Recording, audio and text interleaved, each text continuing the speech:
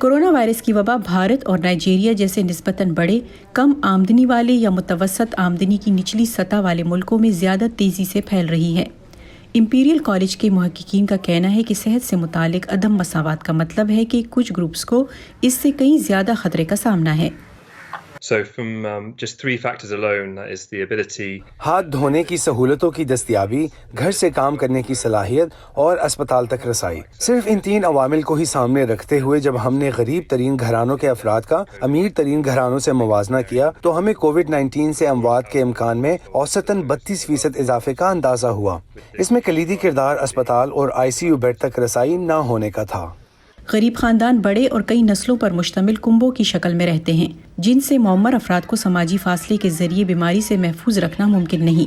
इस आलमी वबा के दीगर बिलवास्ता असरात का असर भी गैर मुतनासिब है।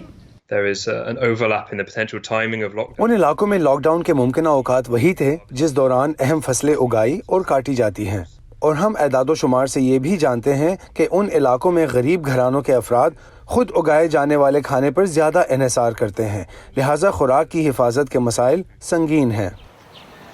कोविड-19 के बाइस दीगर अमराज से मुतासरा मरीजों के चेकअप का सिलसिला भी शदीद मुतासिर हुआ है।